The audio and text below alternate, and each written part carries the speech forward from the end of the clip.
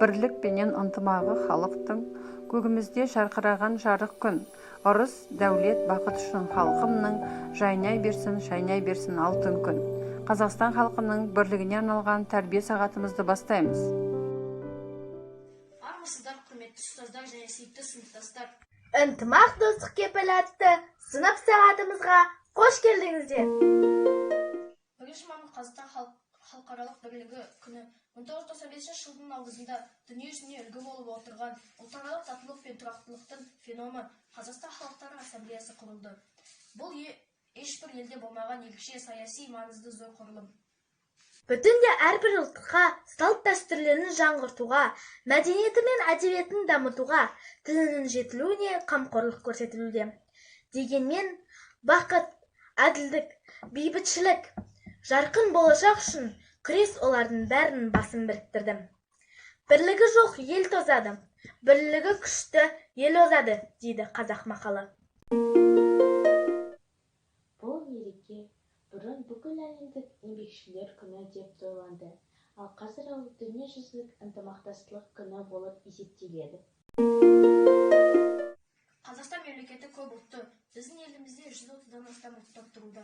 Ұйғыр, кәріс, дүнген, өзбек, қырғыз, түркмен, тәжік, армян, әзербайжан, украин, белорус, түрік, шешен және тағы басқа шет мемлекеттен келген ұлттар біздің елімізде тіршілік етуде.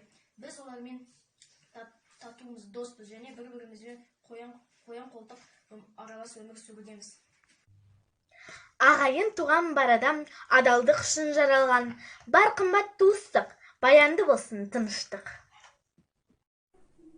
Қырғыз, қазақ, өзбектер, моңғол, ұйғыр, дүнгендер, армян, тәжік, грузин, орыс пенен украин терезесі тең жатыр. Халқымыз достық ынтымақтастыққа ерекше мән берген. Қырғыз, қазақ бір туған, өзбек өз ағам, түбі бірге түркімен деп, қырғыз, өзбек, түркімен және тағы басқа ұлттарды ынтымақтастыққа шақырған. Бірлік халық салты. Халқымыздың бірлік салты отбасынан басталып, бүкіл елдің барлық адам баласын бірлігімен ұласады.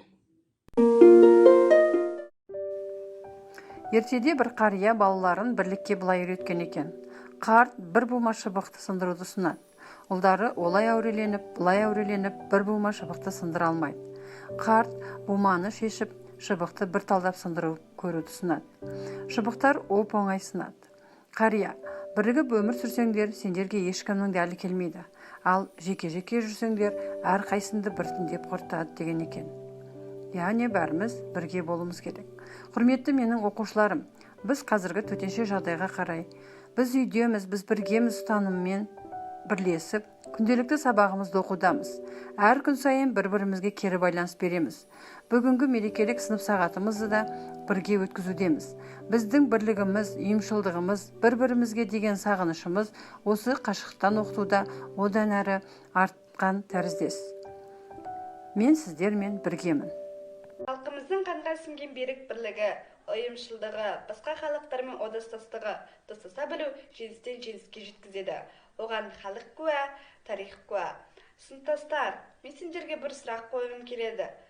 Осы әлемде адамзат баласына ең қажет нәрсе не? Ол дүние жүзінде бәріміз жақсы көретін нәрсе тыныштық, бірлік. Әрине, халқымыз ең әуелі тыныштық қалайды. Сол тыныштықта біз үйдеміз, біз біргеміз. 1 мамыр мерекесі дүние жүзіндегі халықаралық достығы мен бірлігін атау күні. Біздің мемлекет бейбітшілікті жақтаушы, достықты жырлаушы, тыныштықты сақтаушы ел. Елімізде әр ұлттар тату-тәтті өмір сүруде. Ынтымақ достық кепілетті тәрбие сағатымыз осымен аяқталды. Көңіл қойып тыңдағандарыңыз үшін рахмет. Қош, сау болыңыздар. Әлемсеген салтымыз бар, бейбітшілік ел ұраны, өмір сүйген халқымыз бар, бейбіт елде